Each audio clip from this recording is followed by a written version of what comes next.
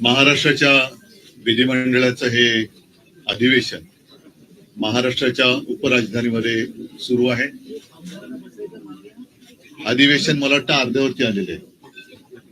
उद्या संपणार का रविवारी संपणार ते आज उद्यामध्ये ठरेल. नागपूरमध्ये साधारणतः विधिमंडळाचं अधिवेशन हे विदर्भासाठी आणि साहजिकच आहे महाराष्ट्रासाठी घेतलं जातं. सोमवारपासून हे अधिवेशन सुरू झालं. आजपर्यंत म्हणजे आज गुरुवार आणि अधिवेशन तसं म्हटलं तुम्ही म्हटलं जे सांगितलं की मध्यवर्ती आले. विदर्भासाठी या अधिवेशनात नेमकं काय दिलं गेलं हा सुद्धा एक विषय नक्कीच या निमित्ताने उपस्थित केला गेला पाहिजे. हे वर्ष जे आहे फार विचित्र गेलं आपल्याला. महाराष्ट्रावरती कधी नव्हे एवढी मोठी आपत्ती ही अतिवृष्टीच्या रूपाने कोसळली. मी स्वतः मराठवाड्यामध्ये फिरलो. विदर्भातले आमचे आमदार आणि सगळे शिवसैनिक तसं महाराष्ट्रभरच अतिवृष्टीने हाहाकार माजवला. शेतकऱ्यांची घरं दारं, विद्यार्थ्यांची पुस्तकं आणि विशेष म्हणजे पिकं तर सोडून गेलीच, पण अनेक ठिकाणी माझ्यासोबत आपण देखील होतात, शेत जमीनच वाहून गेलेली आहे. आणि मग त्याच्यानंतर मुख्यमंत्र्यांनी एक भलं मोठं पॅकेज असं एक गोंड शब्द देऊन एक रक्कम घोषित केली. त्या पॅकेजचं पुढे काय झालं का त्या पॅकेजचं पण ठिबक सिंचन झालंय हे कळायला काय मार्ग नाहीये.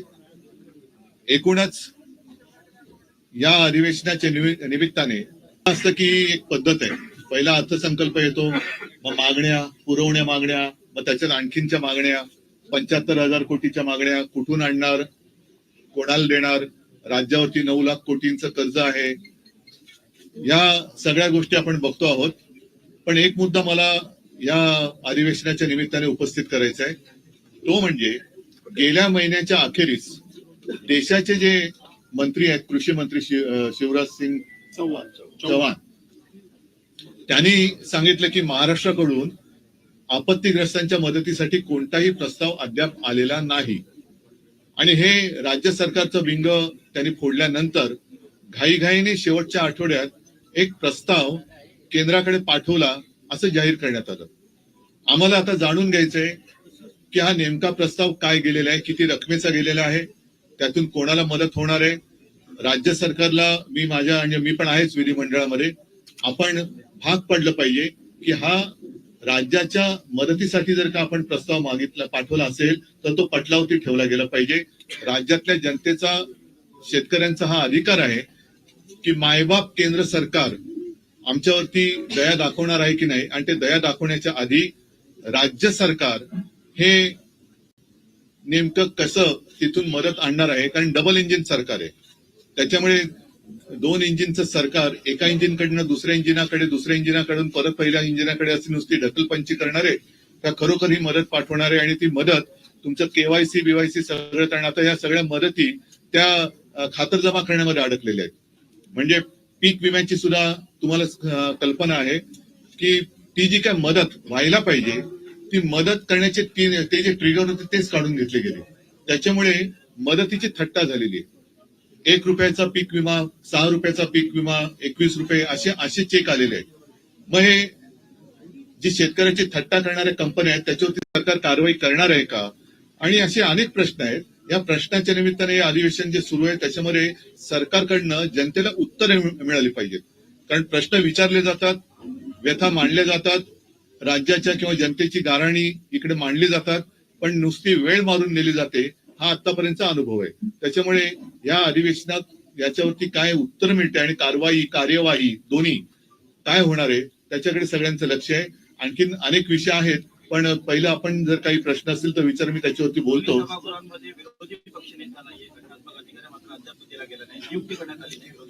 मी हे तुम्हाला का बोलायला सांगितलं कारण हे प्रश्न तुम्ही जे विचारणार आहात तेच प्रश्न जनतेच्या मनात आहेत. मी अधिवेशनाला येण्याच्या आधी सुद्धा एक 8-10 दिवसापूर्वी असं म्हटलं होतं की गेल्या वर्षीच किंवा पहिल्या अधिवेशनातच मला असं वाटतं ना भास्करराव, आम्ही विरोधी पक्ष नेते पदावरती दावा सांगितलेला आहे. त्याच्यासाठी भास्कररावांचं नाव देखील दिलेलं आहे आणि अजून अद्याप काही उत्तर मिळालेलं नाहीये. त्याच्याबद्दल तो खरंच नियम आहे की नाही हे सुद्धा कागदावरती कळू शकेल. पण नियम असला काय आणि नसला काय, जर नियम असला तरी आणि नसला तरी उपमुख्यमंत्री पद हे संविधानिक नसलेलं पद हे एक नव्हे तर दोन दोन जे सरकार निर्माण करू शकतं ते विरोधी पक्षनेते पद द्यायला घाबरते का, हा एक मोठा विषय. म्हणजे कोणाला तुम्ही घाबरताय? एवढं सगळं मजबूत सरकार आहे, किती 200च्या वरती जागा निवडून आलेल्या आहेत, केंद्र सरकारचा मोठा आशीर्वाद तुमच्यावरती आहे. एवढं असल्यानंतर विरोधी पक्षनेते पदाला तुम्ही घाबरताय का? आणि जर विरोधी पक्षनेते पदासाठी नियम लावणार असाल तर उपमुख्यमंत्री ही असंविधानिक पदं ही रद्द केली गेली पाहिजेत. ते सुद्धा जी काय त्यांच्याकडे खाती असतील त्या खात्याप्रमाणेच ते मंत्री ओळखले गेले पाहिजेत. कारण भाजपच्याच लोकांनी सांगितले की नंबर 1लाच महत्व असतं, 2 आणि 3ला काही महत्व नसतं. त्याच्यामुळे ते बिन नंबराचे जे मंत्री आहेत त्यांचं काय महत्व नाही महाराष्ट्र. विधानसभा अध्यक्षांची आहेत, विरोधी पक्षनेता नियुक्ती हे एकमेकांच्यावर ढकलण्याचा प्रयत्न नेहमी होतो. तर मग नाही भेटण्यापेक्षा हे भेटण्याची काय लोकशाहीतली मांडणी आहे, लोकशाहीतली मांडणी आहे. अध्यक्षांना आणि मुख्यमंत्र्यांना हे कसं सगळं सांगड घातली गेले तुम्हाला माहितीये. अध्यक्षांबद्दलची सुद्धा आमची मतं गेल्या टर्म मध्ये आम्ही व्यक्त केलेली आहेत. त्याच्यामुळे ही ढकलपंची करताना मग मुख्यमंत्र्यांनी विचारलं पाहिजे, लोकशाहीचा महत्वाचा घटक आहे, राज्याचे प्रमुख आहेत, की का तुम्ही अजून करत नाही. आम्ही तर पत्र दिलेलं आहे. शेतकऱ्यांच्या आत्महत्येचा प्रश्न गहन आहे. गेल्या 6 महिन्यामध्ये जवळपास 780 शेतकऱ्यांनी आत्महत्या केलेली आहे. विदर्भ आणि मराठवाड्यात त्यांचा आकडा अजूनही जास्त आहे. त्याच्याकडे कोणाचं लक्ष आहे? कारण हे सरकार अख्खच्या अख्खं प्रचारामध्ये गुंतलेलं आहे. हेलिकॉप्टर सुटतायत, बॅगा भरभरून आनंदाचा सीधा जातोय. या सगळ्या प्रचारात म्हणजे आता सुद्धा अधिवेशन आटपून ताबडतोब प्रचाराला लागतील. अधिवेशन संपल्यानंतर लगोलग दुसऱ्या निवडणुकीची आचारसंहिता लागेल. म्हणजे निवडणुका मागून निवडणुका, हा सगळा खेळ. आणि गेल्या वेळेची ही आता जी निवडणूक आहे अजून त्याचा निकाल लागायचा आहे.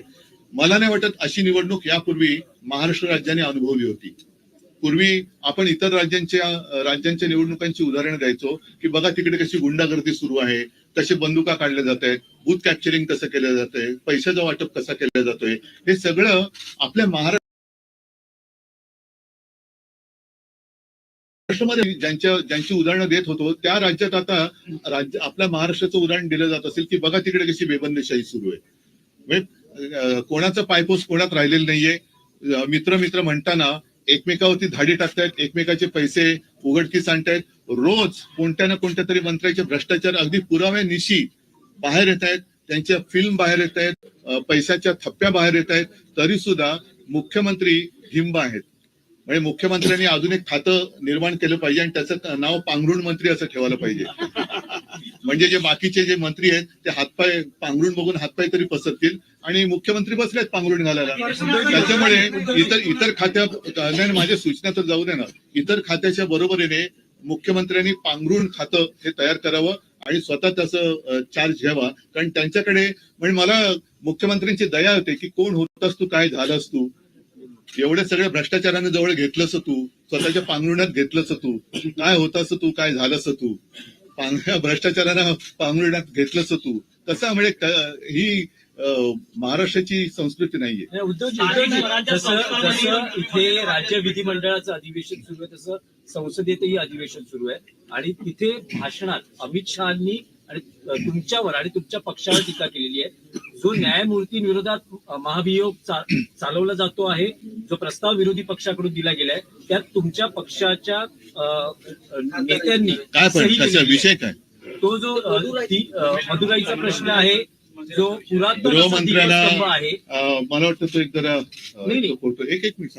अमित शहाचं विधान आहे की उद्धवजींच्या पक्षाने आणि उद्धवजींनी या प्रस्तावावर सही करावी. नाही पण काय म्हणून सही करू नये असं त्यांना वाटतं? कोणत्या विषयावर? नहीं मामला समझ में आ गया, लेकिन वो क्या कहना, अरे भाई कहना क्या चाहते हो? हिंदुत्वाचा ना मग असं बोला ना. आता अमित शाह फार मोठे हिंदुत्ववादी आहेत आणि त्यांचा एक फोटो कोणीतरी ट्विट केलेला आहे. कारण हिंदुत्व मला अमित शहाने शिकवण्याची गरज नाहीये आणि भाजपाने तर अजिबात नाही आणि संघाने पण नाही. तूर्त काय झालेलं आहे की गेले 2-3 दिवस लोकसभेच्या म्हणजे संसदेच्या अधिवेशनामध्ये वंदे मातरम या विषयावरती चर्चा किंवा बहस, एखाद्या राष्ट्रात राष्ट्रगीतावरनं बहस कशी काय होऊ शकते आणि इतक्या वर्षानंतर ह्यांना अचानक वंदे मातरम का आठवलं? आपला देश त्या वंदे मातरमला 150 वर्ष झाली आणि भाजपचं वंदे मातरम हे फक्त 1 डे मातरम आहे, एका दिवसासाठी आहे 1 डे मातरम. कारण बाकीच्या वेळेला त्यांना त्याची काही पडलेली नाहीये. भारतात काय चाललेलं आहे, वंदे मातरम म्हणताना माझी माता किती दुःखात आहे याच्याकडे त्यांचं लक्ष नाही. पण हिंदुत्वावरनं आम्हाला अमित शहा जे विचारतायत त्या अमित शहानं आम्हाला प्रश्न विचारायचा तुमच्या सगळ्यांच्या माध्यमातून की तुमच्या मंत्रिमंडळात गोमांस खाणारे मंत्री आहेत आणि ते सांगतात की मी गोमांस खातो, कोण मला अडवते बघतो. आणि एवढंच नाहीये तर हा एक फोटो आहे 9 डिसेंबरचा, तो ते जे मंत्री आहेत मी गोमांस खातो कोण मला अडवते, त्यांचं नाव आहे किरण रिजिजू.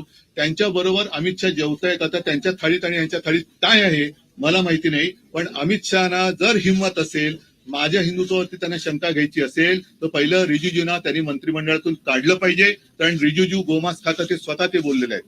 त्याच्यानंतर आणखीन एक मुद्दा तुम्हाला सांगतो, तो म्हणजे गेल्या काही दिवसात दिल्लीमध्येच संघाच्या कार्यालयासाठी प्राचीन मंदिर पाडलं.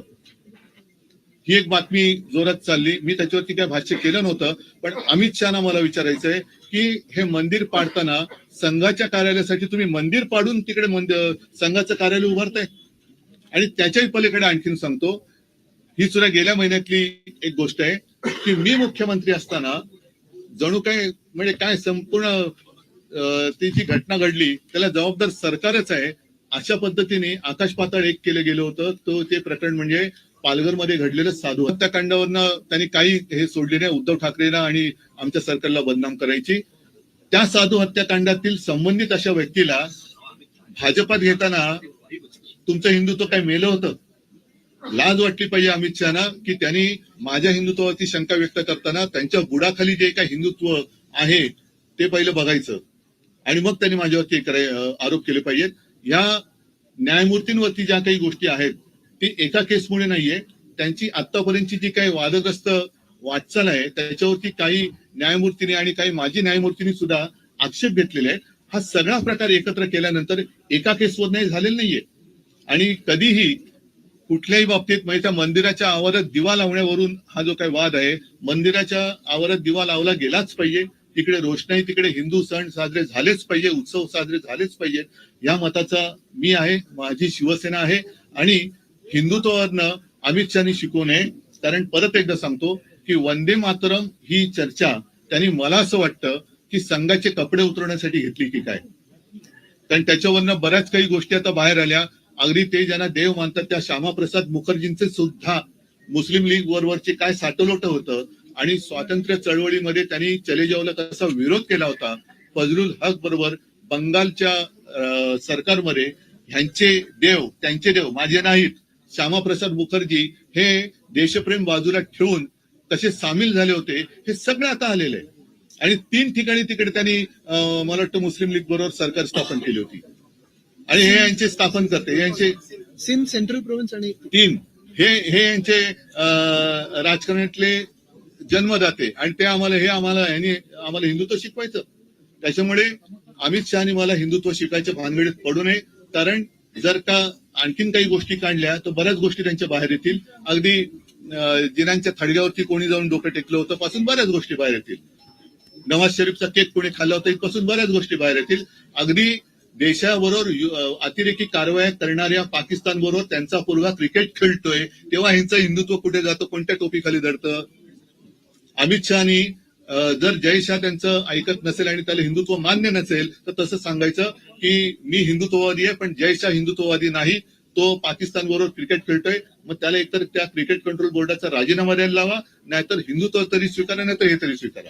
उद्धवजी आता तुम्ही मला उद्धवजी त्यावेळेला मुख्यमंत्र्यांनी असं म्हटलं सत्ताधारी सगळ्या आमदारांना की लाडकी बहीण योजनेचा यापुढे उल्लेख करू नका, जर केला तर घरात बसावं लागेल. लाडक्या बहीण या योजनेचा मी उल्लेख करणारच, कारण निवडणूक लढवताना जे वचन त्यांनी जो एक थाप त्यांनी शेतकऱ्यांना मारली होती कर्जमुक्तीची, तीच माझ्या बहिणीनं सुद्धा मारलेली आहे. 2100 रुपये कधी करणार 1500चे, हा विषय मी काढणारच. आणि देवेंद्र फडणवीसांनी जर त्यांच्यामध्ये हिंमत असेल तर या अधिवेशनात येत्या महिन्यापासून किंवा पुढच्या महिन्यापासून नवीन वर्षापासून माझ्या महाराष्ट्रातल्या बहिणींना 2100 रुपये दर महिन्याला त्यांनी एक काय भाऊबीज म्हणा वर्षभराची ती सुरू करावी. मी 2100 रुपये कधी देणार हा प्रश्न त्यांना विचारणार आणि जर देवेंद्र फडणवीसांनी 2100 रुपये नाही दिले तर त्यांना घरी बसवावं लागेल. उद्धवजी परत त्याच विषयावर आहे. तुम्ही म्हणालात की त्या मंदिरात दीप लावला गेला पाहिजे, तर आता जी प्रस्तावावर तुमच्या नेत्यांनी सही केली आहे त्या प्रस्तावाचा तुम्ही पाठिंबा काढून घेणार का? नाही, मी तुम्हाला म्हटलं तसं की एका निर्णयापुरता हा विषय नाहीये. एका निर्णयावरनं असं इम्पिचमेंट वगैरे नाही कोणी आणत नाहीये. एकूणच त्यांची जी काही वाटचाल आहे हिंदुत्वाच्या गुलाम्याखालनं त्यांनी पक्षीय अजेंड्यावर एकटा कामा नये. याचं कारण असं की महाराष्ट्रामध्ये सुद्धा त्यांच्या प्रवक्त्यांना न्यायमूर्ती म्हणून नेमलं गेलेलं आहे. कसं पाहता आपण याकडे? असा प्रश्न मी तुम्हाला विचारला तर काय उत्तर आहे तुमच्याकडे? जर तुमच्या पक्षाचे प्रवक्ते न्यायमूर्ती म्हणून तुम्ही नेमत असाल तर आम्ही तुमच्याकडनं कोणत्या न्यायाची अपेक्षा करायची? आज शिवसेनेच्या केसबाबत 4 वर्ष झाली आम्ही खेटे घालतोय का एक सरन्यायाधीश होऊन गेले, पुढचे कोण? आता सुद्धा अरे आता पुढचा कोण येणार आहे, त्याच्या पुढे कोण येणार आहे, एवढंच आम्ही करत बसायचं? नाही, पण उद्धवजी नाही, मला अमित ह्याच्याबद्दल शहाचा तो व्हिडिओ मुख्यमंत्री देवेंद्र फडणवीस यांनी ट्विट केला. त्यांनी असं म्हटलं, कोण होतास तू, काय झालास मी पण तेच म्हणते तू? त्यांना. उद्धव ठाकरे. मी पण त्यांना म्हटलेलं आहे की कोण होतास तू, काय झालंस तू, भ्रष्टाचाराला पांघरुणात घेतलंस तू.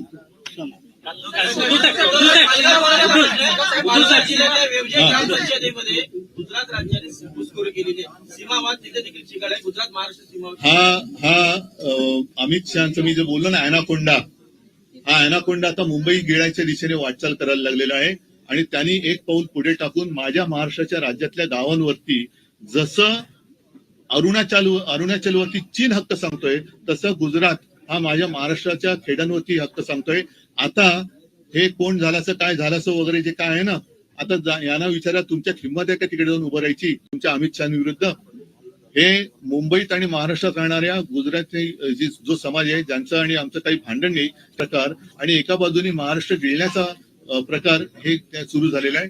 मुंबईतले अनेक उद्योगधंदे यांनी गुजरातला नेले, महाराष्ट्रातले नेले आणि त्याचबरोबरीने आता हे मुंबई बळकावण्याच्या दिशेने वाटचाल करायला लागलेले आहेत. आम्ही तर हा प्रयत्न हाणून पाडल्याशिवाय राहणार नाही. सरकार काय करेल न करेल आम्हाला त्याची शिकायत पडलेली नाहीये आणि या सरकारकडनं धाडसाची तर काय आम्हाला अपेक्षा नाही.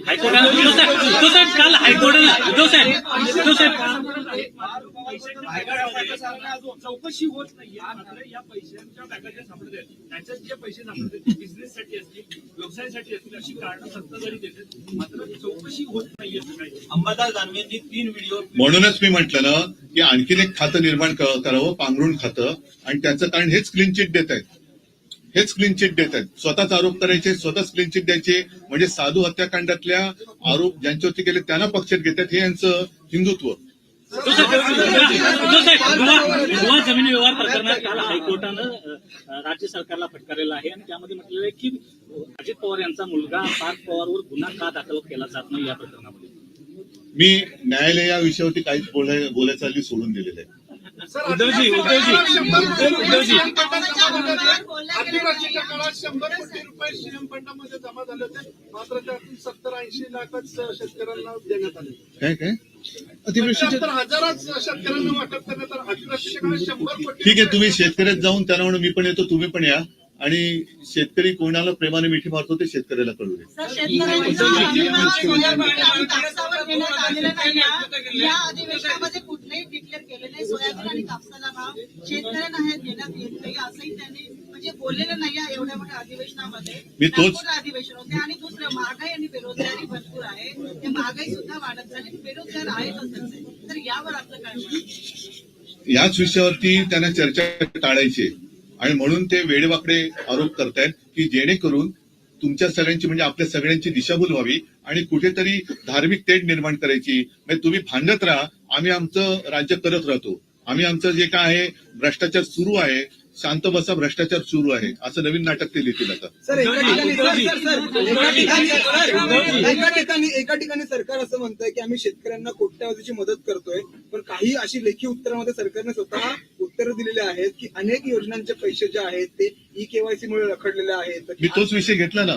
म्हणजे आता मधल्या काळात मी वाचलं कुठेतरी की मागे 2017 साली यांनी ज्या अनेक अशी नियमांची जंत्री करून शेतकऱ्याला कर्जमाफी एक उपकारासारखी जाहीर केली होती.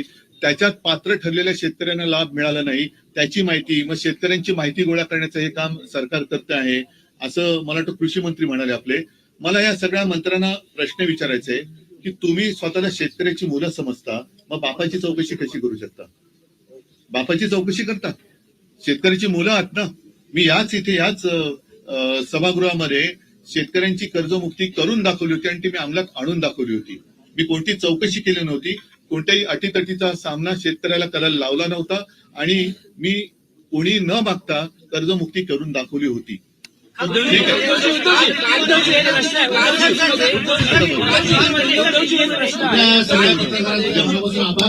आणि शिवसेनेचे विधानसभेचे सगळे आमदार माननीय पक्षप्रमुख उद्धवजी ठाकरे साहेब रजिस्ट्रेशनला संध्याकाळी 7 वाजता भेटतील आमदारांना फक्त आमदारांना फक्त आमदार आणि पत्रकारांसाठी अल्पप्रकारची व्यवस्था केली आहे.